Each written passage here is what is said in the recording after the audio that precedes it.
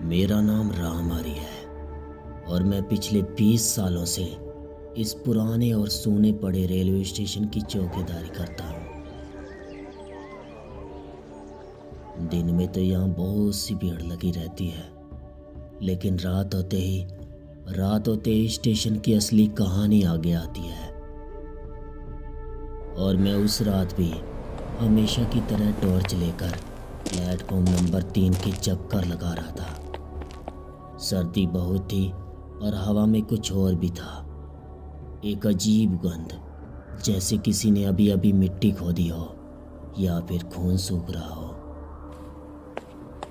और मेरे कदम अपने आप धीमे हो गए, लेकिन तभी अचानक पटरियों के उस पार से आने वाला अजीब कदमों का शोर, और मैंने टॉर्च घुमाई तो वहाँ कुछ नहीं था।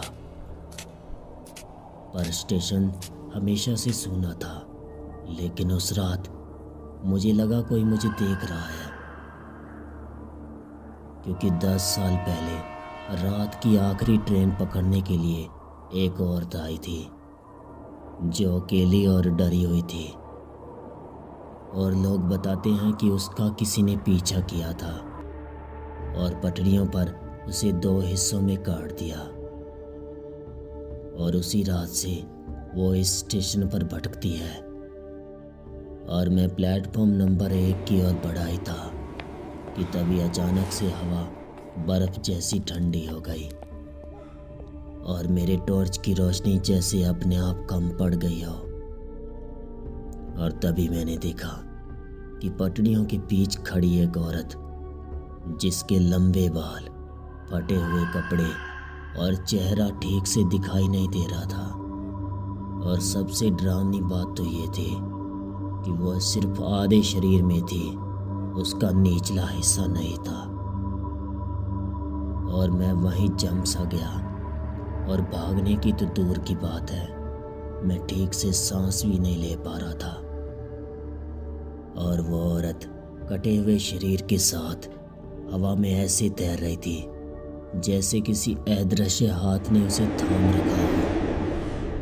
और अचानक से सर पटे कदमों की आवाज़, जैसे वो पटरियों पर अपने कटे हुए शरीर को घसीटते हुए दौड़ रही हो, लेकिन उसके पास पैर नहीं थे। और मेरी टॉर्च अपने आप बुझ गई और अब चारों तरफ अंधेरा छा गया था, और मैं सिर्फ उसकी आवाज़ सुन रहा था, तेज और तेज, जो मेरी ओर आ रही थी। और मैंने कांपते हाथों से टॉर्च को दोबारा जलाया, और जैसे ही रोशनी जली तो वो मेरे सामने तैर रही थी, इतनी करीब कि उसकी सांसों की ठंडक मेरे चेहरे पर महसूस हो रही थी। और उसके गर्दन के नीचे से कटी हुई रीढ़ की हड्डी दिखाई दे रही थी, और उससे काला धुआं निकल रहा था। और वो मेरी ओर देखकर बोली, मेरी ट्रेन आई है क्या? उसकी आवाज जैसे 2-3 आवाज एक साथ बोल रही हो।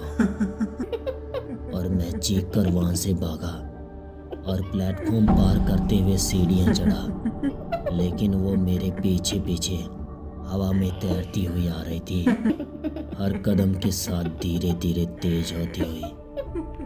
और मैं स्टेशन के बाहर तक भागा, और वो गेट के ठीक बाहर अचानक से रुक गई, जैसे किसी अदृश्य दीवार ने उसे रोक रखा हो। और वो थक कर मुझे घूरने लगी, लेकिन फिर धीरे से बोली, तू चौकीदारी करता है ना, और अब रात खत्म मत होने देना। और तब से 5 साल हो गए हैं। आज भी मैं स्टेशन की चौकीदारी करता हूँ, पर प्लेटफॉर्म नंबर 3 की तरफ नहीं जाता, क्योंकि हर रात 2:43 पर मुझे पटरियों के उस पार से वही आवाज़ सुनाई देती है। और कभी कभी प्लेटफॉर्म नंबर 3 की ओर एक साया दिखाई देता है, जो उसका आधा शरीर हवा में तैरता हुआ दिखाई देता है। और तब से मुझे महसूस होता है ये स्टेशन मेरा नहीं है बल्कि उसका है। तो दोस्तों, आज के लिए बस इतना ही। अगर आपको यह कहानी पसंद आई है तो हमारे चैनल को सब्सक्राइब कर लें और बेल आइकन को भी दबा दें। तब तक के लिए good bye and take care.